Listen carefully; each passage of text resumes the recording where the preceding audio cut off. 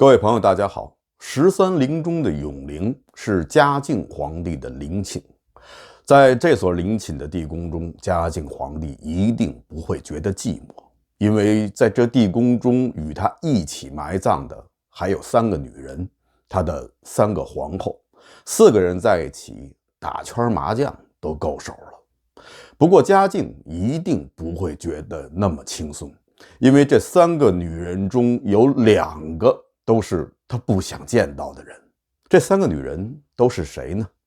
一个是他的原配皇后陈氏，还有他的第3任皇后方氏，以及在他活着的时候并不是皇后，而是在死后被他的儿子隆庆皇帝封为皇后的他的一位妃子，姓杜，杜氏，她是隆庆皇帝的生母。按照嘉靖皇帝的本意，他本来是只希望方氏与他合葬的。也许是因为曾经亲眼看着方皇后现身于火海之中而不加以施救，也许是感念方皇后曾经对他有救命之恩，所以嘉靖对于方皇后似乎有一种愧疚的心理。这也就是为什么在方皇后去世以后，他对方皇后的葬礼一切从容从重。方皇后的谥号是孝烈皇后，按谥法解释，烈者光有大功为烈。刘备的谥号是昭烈皇帝，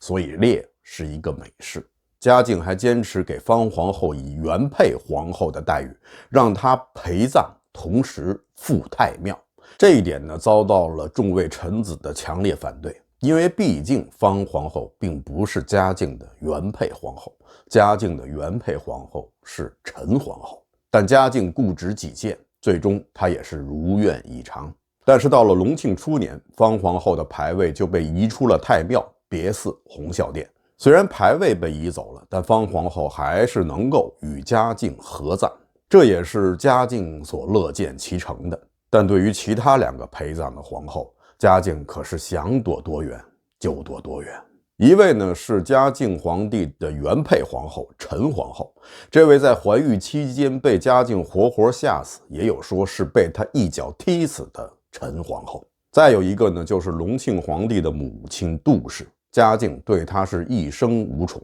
即使杜氏为他生了一个儿子，嘉靖对她仍然是爱答不理的。而且阻止杜氏与他的儿子见面，杜氏最后因此抑郁而终。很明显，杜氏也不是嘉靖想要见到的人。这3个女人有一个共同点，都是对嘉靖皇帝心存怨念，所以地宫中的这场麻将肯定是打不起来了，甚至还有可能会爆发人淫宫变的 2.0 版。人淫宫变中，杨金英等16名宫女没有做成的事情，在这地宫之中，或许会由嘉靖皇帝的3位皇后来帮他们实现。所以有朝一日，如果永陵的地宫打开，人们看到嘉靖皇帝的脖子上拴着一条神秘的黄丝带的话，那么请大家不要觉得奇怪，这一切都是嘉靖应得的。因为嘉靖本来就是一个心地阴暗、刻薄寡恩，而且有极端自私自利的一个人。嘉靖皇帝虽然是笃信道教，但是他从来没有做到清心寡欲。他的记录在册的后妃数量，在明朝的所有皇帝中是最多的。在他将近60岁的时候，还有一位宠妃叫尚寿妃。尚寿妃被宠幸的时候，不过只有13岁。换到现在的话，嘉靖已经可以判无期了。当嘉靖宠爱某位妃嫔的时候，如果一切都是平安无事，那么这位妃嫔也能够得到一些赏赐，比如说给他们的亲人封个官什么的。这方面嘉靖倒是从不吝啬，但一旦遇到了事，嘉靖的本色就会暴露出来了。比如说在人淫宫变中的曹端妃，虽然说曹端妃有可能是被方皇后诬陷牵涉入此案的，但如果没有嘉靖皇帝的批准，是没有可能给曹端妃施以凌迟之刑的。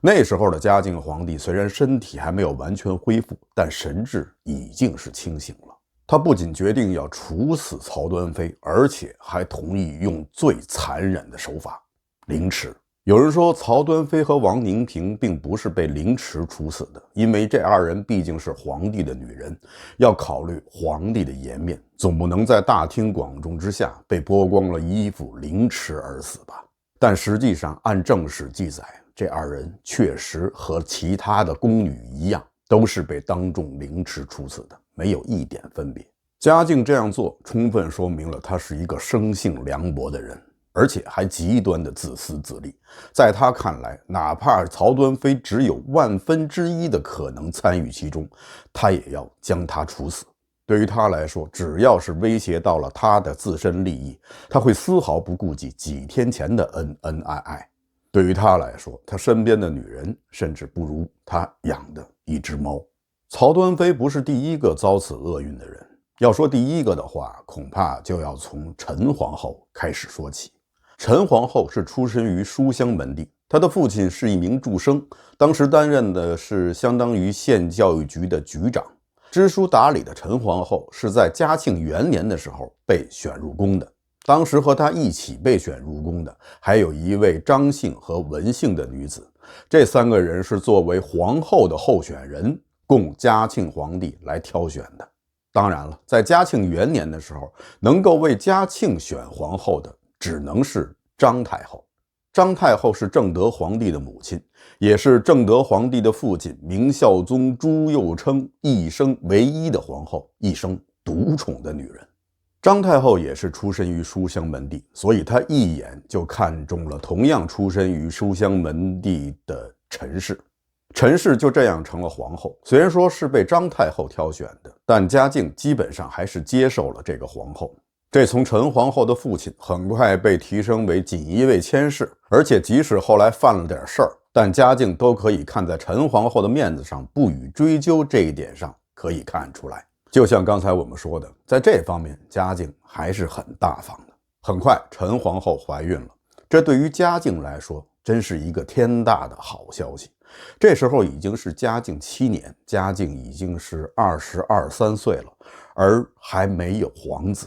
所以嘉靖非常希望陈皇后能够为他诞上一个皇子，那可是嫡子啊。很自然，随着陈皇后的怀孕，帝后之间的感情迅速升温，直到那一天的来临。有一天，嘉靖与陈皇后一起坐在花园中欣赏歌舞，当时陪着他们的还有文妃和张妃，这2人就是当时和陈皇后一同入宫的2个女人，现在她们也都封了妃，其中张氏被封为了张顺妃。当时张顺妃为帝后侍酒，在她为嘉靖倒酒的时候，嘉靖的眼睛盯在了她的那双玉手之上，一时之间嘉靖看出了神。嘉靖皇帝的这一神情很快就被陈皇后注意到了，也许是因为孕期内的情绪不稳定，陈皇后猛地起身，而且将手中的酒杯置于地上，抬腿就要走。嘉靖当时是被吓了一跳，但很快他就由震惊变成了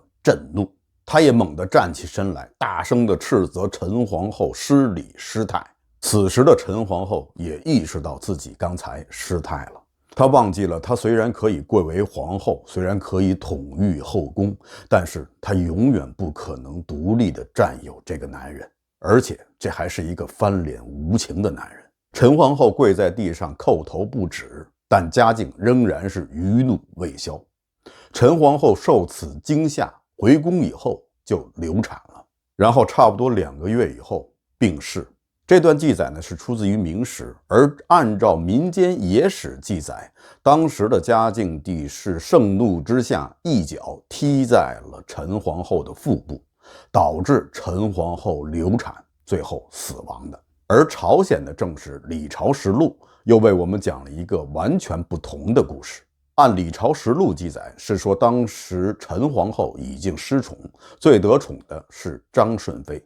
当时是嘉靖与张顺妃一起饮酒，嘉靖命陈皇后给他2人倒酒，陈皇后忍辱不得已为他们倒酒，但肯定面有不悦之色。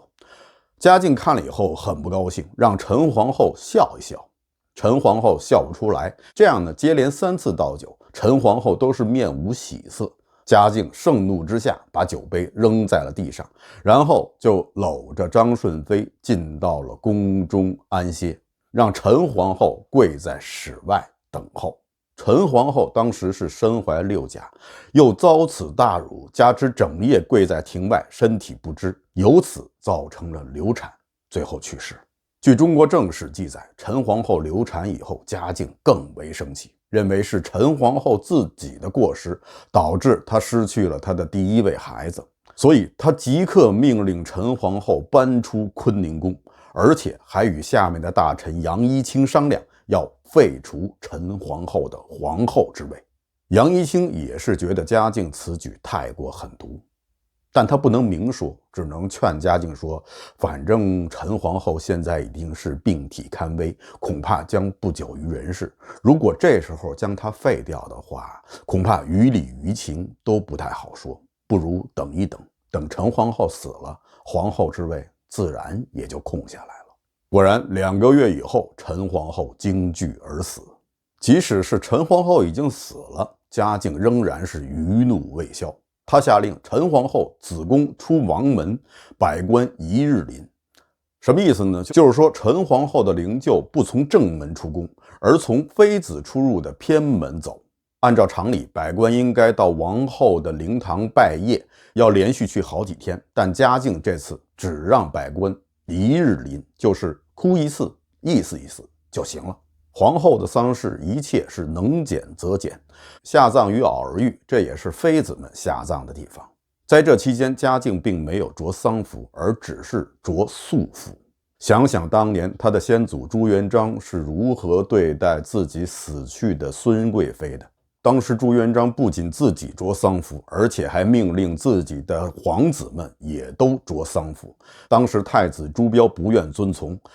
朱元璋就追着朱标满殿乱跑，人情冷暖由此可见一斑。嘉靖此举确实是令人齿冷。不仅如此，嘉靖还给陈皇后一个恶谥道灵。道算是一个平氏，寿命不长曰道，而灵字却是一个妥妥的恶谥。大家知道赵武灵王汉灵，按世法解释，乱而不死曰灵，不遵上命曰灵。大家知道，在谥法中，美谥和平谥有很多，恶谥极少，特别是对于皇后来说，更极少会得到恶谥的。而且道灵这个谥号完全不符合明朝对皇后谥号的规定。明朝皇后的谥号第一个字一般都是孝字，所以道灵这个谥号完全就是嘉靖生生的造出来的。当时很多大臣对此都提出了异议，但嘉靖是固执己见。一直到了嘉靖15年，他的气儿才算是消了，接受了一位大臣的建议，将陈皇后的谥号改为孝节皇后。在陈皇后还没有安葬的时候，嘉靖皇后的生母蒋太后就急不可耐地说道灵皇后已发隐，丧事已毕，为何急事不举？意思就是说，旧皇后已经走了，为什么还不迎娶新皇后？这次蒋太后看中的新皇后就是那位有着芊芊玉手的张顺妃。张顺妃出身于一个平民家庭，没有什么太多的文化，蒋太后也是，所以蒋太后就看中了张顺妃，张顺妃也就成了嘉靖皇帝的第2位皇后。蒋太后能说出这样的话，也就让我们不难猜度嘉靖皇帝的心冷如冰这个特性到底是从何而来的。嘉靖还将陈皇后之事迁怒于当时为他选定陈皇后的张太后。他这样当众说过：前者初婚之妻，皆是宫中酒恶之妇所专主而为，而日夜言之圣母，圣母谓之察耳。其中提到的酒恶之人，就是指的张太后。现在他终于有了他亲生母亲为他选定的第2位皇后，那么这第2位的皇后的命运又会怎么样呢？张顺妃是在嘉靖7年被立为皇后的，而到了嘉靖12年，她就被废了。原因在正史上并没有记载，而在其他的史料中却有2种不同的说法。说法之一呢，是说张顺妃被立为皇后以后，吸取了前任的教训，对嘉靖可以说是百依百顺，轻易不敢违逆他的主意。但可能过了几年以后，觉得自己这个皇后做的时间也比较长了，和嘉靖多少也应该有一些帝后的情分了，至少张皇后自己是这么觉得，所以她可能行为上就没有那样的小心。嘉靖酷爱研究古礼，研究的结果就是将古礼的那些繁文缛节搞得是更加的繁复。嘉靖经常举行一些祭祀活动，这方面嘉靖本人是乐此不疲，但张皇后却是有点不胜其扰。嘉靖又笃信道教，他所信任的道士陶仲文，他建议嘉靖皇帝说，皇帝您后宫的那些妃嫔们也应该学道，所以嘉靖就让陶仲文每天给他们上课。张皇后每天都要听这个道士讲那些云里雾里的事情，自己真的是越来越烦。所有的这些怨气终于在某一天因为某一件事情全部的爆发了出来。这一次呢，是因为嘉靖皇帝下面的一个大臣为了讨好嘉靖，投其所好，给嘉靖献了一只所谓的千年灵芝。据说呀，这只灵芝采摘的时候，灵芝下面还蛰伏着一只千年白龟。嘉靖觉得这是个圣物，吃了以后可以延年益寿，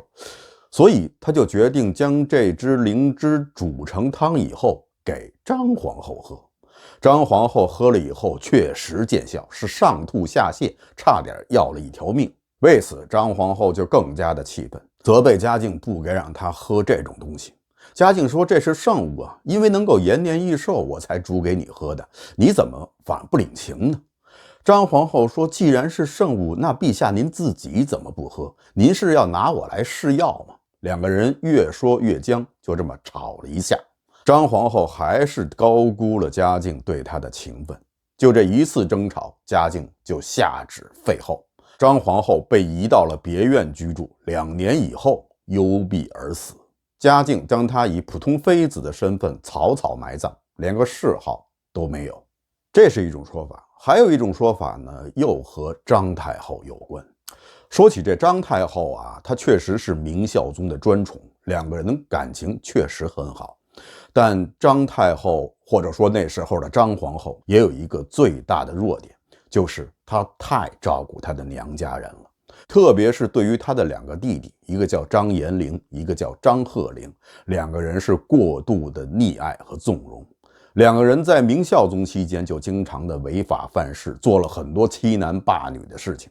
但明孝宗看在张皇后的面子上都忍了，没有追究他们。在以后的正德皇帝是张皇后唯一的儿子，对自己的这2个舅舅也是能忍则忍。到了嘉靖朝，嘉靖本来就和张太后不睦，说起来张太后应该是嘉靖的恩人。当年正德皇帝驾崩以后无嗣，是张太后与首辅杨廷和做主选定了嘉靖做了下一任的皇帝。那么为什么选嘉靖而不是其他的诸子诸孙呢？可能是由于2个原因。第一，嘉靖的父亲兴献王朱佑元是明孝帝朱佑樘最年长的弟弟，朱佑樘排行老3，朱佑元排行老4。按照朱元璋在皇明祖训中确定的兄终弟及的祖训，朱佑樘的皇位可以传给他的弟弟朱佑元。朱佑元这时候已经去世，所以就传给了朱佑元的唯一的儿子，也就是他的世子朱厚熜，也就是嘉靖皇帝。这是从血缘和辈分角度来讲。再有一个很重要的原因呢，就是朱佑元这一支人丁比较少，这样当朱厚熜做了皇帝以后，皇亲国戚，也就是他自己这一支的势力相对来说就会比较弱，这些都是杨廷和和张太后所乐见的。他们并不希望皇室家族中有一支和他们不一样的强大的力量存在。但没想到他们觉得好对付的朱厚熜却是一个天才的权术大师。那时候朱厚熜只有15岁。明朝的藩王以前我们讲过，按照朱元璋的旨意，这些人在地方是不理政的，也不经商，也不理政，就是享受生活。所以他们并没有什么理政经验，也没有自己的理政班底。15岁的朱厚熜小的时候就跟他的父亲一起去道观修行。兴献王的封地是在湖北的安陆，而湖北安陆离湖北的道教圣地武当山又非常的近。那个地区信仰道教的人本来就多，这也就是为什么嘉靖后来这样笃信道教的原因，是来自于他父亲的引导。就是这样一个并没有什么从政经验的少年，却有着非同寻常的政治敏感性。在他快到北京城准备入城登基的时候，收到了杨廷和发给他的公文，告诉他要从东华门进城，然后先去参拜明孝宗，并且任明孝宗为父，然后以嗣子的身份参见张太后，最后以太子的身份登基。这听起来并不是什么过分的要求，毕竟朱佑元这一支算是小宗，明孝宗这一支才是大宗，小宗归附大宗，这也是符合礼法的。但朱厚熜坚决不同意，他抓住了正德皇帝遗诏中的一句话，说正德皇帝是按照皇明祖训的要求，将皇位传给了我，我是继统而不是祭祀，并没有人要求我先做太子。为此双方是争执不下，最后还是张太后最后定夺，就按朱厚熜说的办吧。这也由此拉开了后世所称的大礼义之争的序幕。朱厚熜继位以后，麻烦的事儿又来了。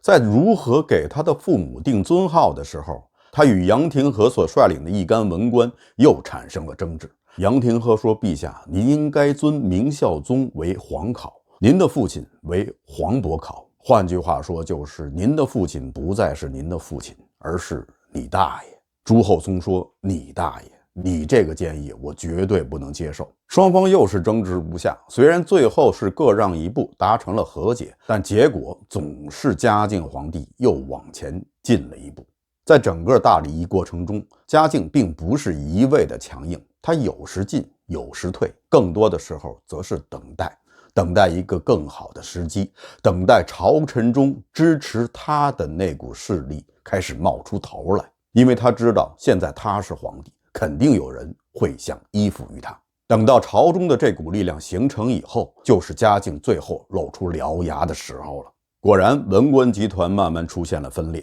以张聪为代表的官员开始靠拢皇帝。这时候的嘉靖觉得时机已经成熟了，于是就发生了左顺门的廷杖事件，5品以下的官员中被打死了19人。在这之前，杨廷和想以退为进，请求致仕，没想到嘉靖却痛快地答应了，而且从那以后再也没有启用他。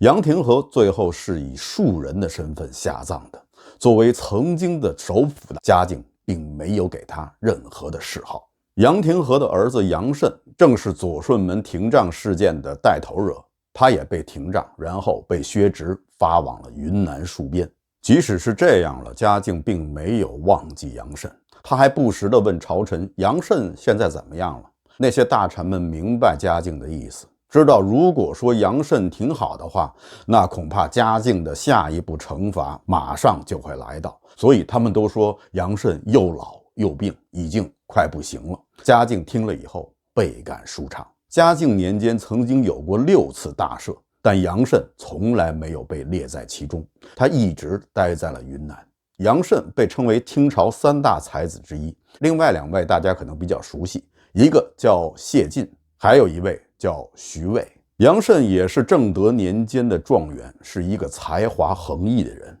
对于他可能大家不是非常的熟悉，但如果说起他曾经写的那首《临江仙》，大家一定不会觉得陌生。滚滚长江东逝水，浪花淘尽英雄。是非成败转头空，青山依旧在，几度夕阳红。白发渔樵江渚上，惯看秋月春风。一壶浊酒喜相逢，古今多少事，都付笑谈中。嘉靖与张太后之间的矛盾是与嘉靖的生母蒋太后有关。当年蒋太后从湖北进京见张太后的时候，被张太后要求她以藩王妃之礼觐见，那是要行跪拜礼的。嘉靖由此也就恨上了张太后，张太后也就成了日后他所说的宫中9恶之人。这一次他抓住了张太后的软肋，抓住了张太后的弟弟，他是绝对不会放手的。张太后一方面是脱下了自己华丽的太后服饰，穿上了一袭麻衣，降低身份，跪请嘉靖接见。另一方面呢，又托人给张皇后带话，让她在嘉靖面前为她的弟弟说几句好话。张皇后可能耳根子比较软，所以在有一次她跟嘉靖皇帝吃饭的时候，她觉得嘉靖这天的心情不错，所以她就抓住机会在嘉靖的耳边悄悄地说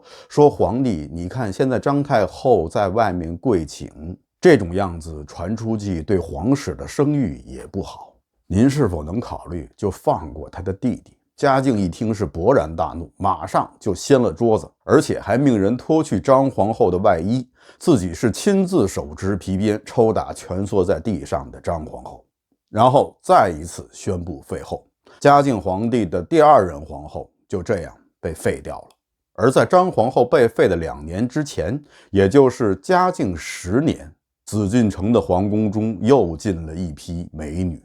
其中有一位可以说是明艳照人，她姓方，就是后来的方皇后，张皇后的接班人。刚才提到了嘉靖的生母蒋氏，嘉靖虽然对别人都非常的狠毒翻脸无情，但唯独对他的这位母亲是非常的孝顺。在影视剧中经常出现的大家比较熟悉的慈宁宫，就是嘉靖为他的母亲蒋太后修建的。蒋太后也是慈宁宫的第一任主人，后来明朝的很多太后太妃都住在了这里，这里也就成了老人家的乐园。清朝时期，慈宁宫最著名的主人当然就是孝庄太后，但孝庄太后过世以后，除了乾隆皇帝的生母钮钴禄氏，就是影视剧中的甄嬛曾经在慈宁宫短暂居住一段时间以外，就再没有其他的主人了。究其原因，有人说是因为孝庄太后的名望太高，以后的太后太妃们都觉得自己远远不及孝庄太后，所以呢就离慈宁宫远一点，以示尊敬。包括后来的慈禧也没有入主慈宁宫，当然慈禧可能有她自己的原因。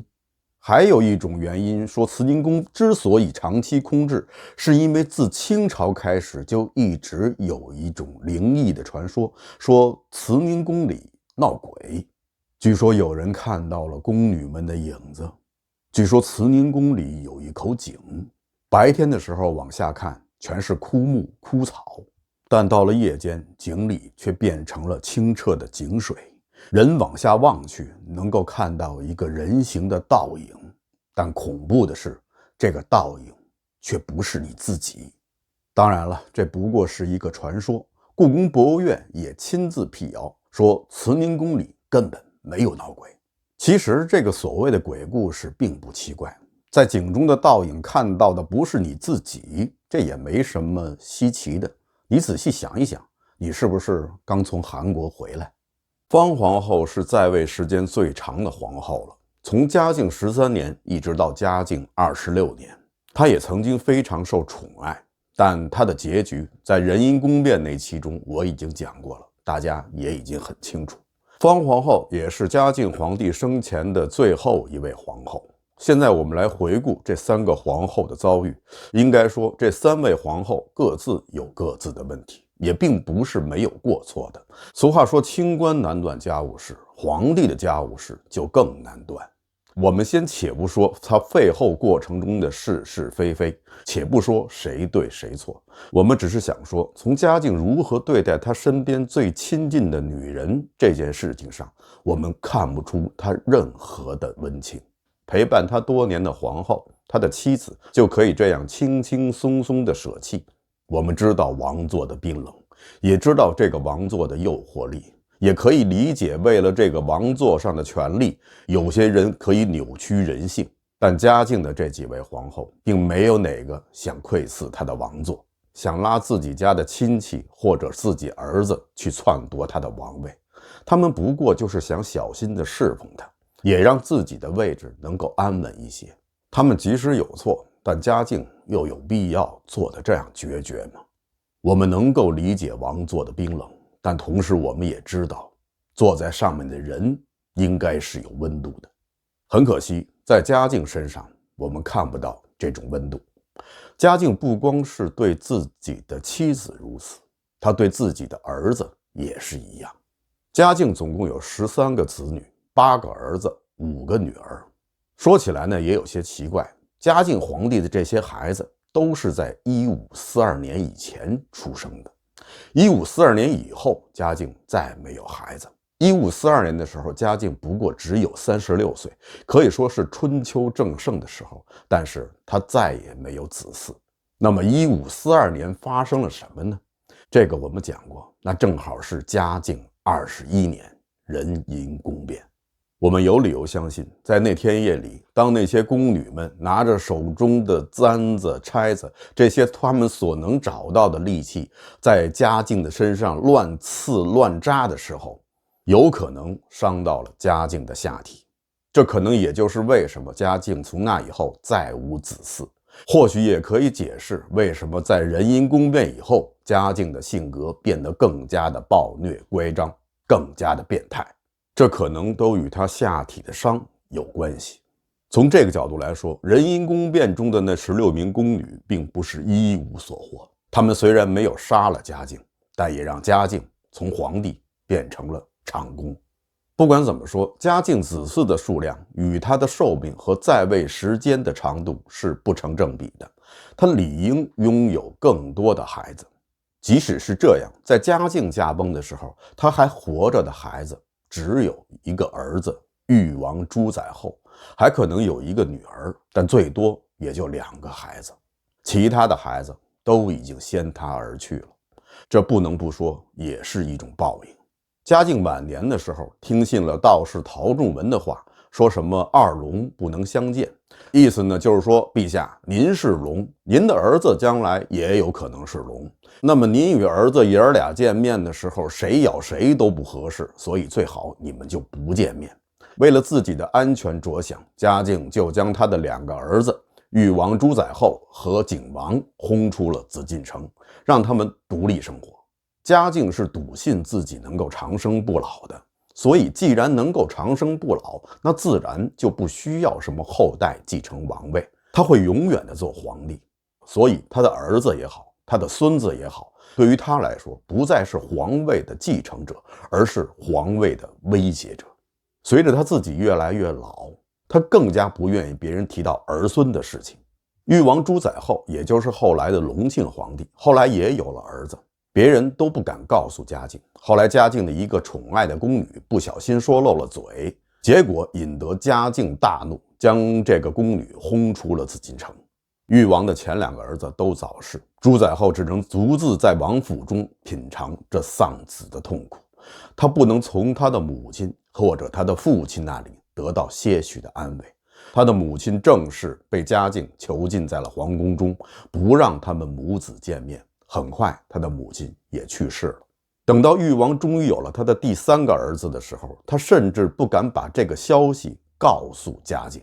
所以他的这个第3个儿子一直没有名字，更没有上皇室的玉牒。这个孩子一直到了5岁，等裕王朱载垕登基成了隆庆皇帝以后，才给他起了一个名字，他叫朱翊钧，也就是后来的万历皇帝。所以万历皇帝在5岁以前没有北京户口，连托儿所都上不了。裕王自己在登基以前，日子过得也是非常的不如意。嘉靖这个父亲对于他来说并不是一种依靠，而是一种随时可以取他性命的存在。除了精神压力以外，经济上也很拮据。当时王爷虽然有正常的俸禄，但俸禄往往是不够的，还需要每年从宫中发放的特殊的奖励，这是一笔不小的数字。没有这笔钱，王府的开销也应付不下来。但当时身为嘉靖唯2的儿子，裕王甚至有好几年都领不到这笔特殊的奖励，所以他王府的经济就陷入了困境。被逼无奈，裕王朱载垕加入了讨薪的大军。后来他用1000多两白银买通了严世蕃，才领到了他常年的欠薪。嘉靖皇帝是一个刻薄寡恩的人，这从他对待自己身边的人就可以看出来。由此我们又怎么能期待他心中牵挂着黎民百姓呢？而且江山社稷对于他来说本来就是从天上掉下来的，是白来的，他并不珍惜，他并不真的在乎，他在乎的只是自己能够长寿，自己能够长久的在这个位置上。同时，嘉靖也是一个内心阴暗的人。对于内心阴暗的人来说，人生处处都是坑。他身边的所有人，在他眼里都是潜在的敌人。毫无疑问，嘉靖是一个权术大师。执政45年，不管上朝还是不上朝，都牢牢地把握着朝政，把握着权力。下面的首辅走马灯似的换来换去，没有一个有好下场。这可能也是嘉靖受到某些人推崇的原因，因为嘉靖擅长权术，而权术被很多人推崇为生存的真理。但权术不是艺术，它并没有什么美感，对身边的社会也不会有什么建设性的帮助，它只是最大限度地满足自己的欲望，同时又很有可能是在侵犯别人的利益基础之上。所以它不过就是一个术，而绝不是道。有人说曾国藩就是一位权谋大师，但其实曾国藩的领导力的核心并非权谋，而是正如他所说的，为天下之至诚，能胜天下之至伪；为天下之至拙，能胜天下之至巧。无论是在职场还是在生活中，权术不过就是让你抄一个近路，走一条小道。虽然有时候抄近路会快一点，会走在别人的前面，但抄的近路多了，总有一天会迷路的。所以还是应该回到大道上去。好的，以上就是本期节目的全部内容，感谢大家收看，欢迎大家点赞订阅。这里是风下杂谈 Frank 为您带来有温度的历史，咱们下期节目再见。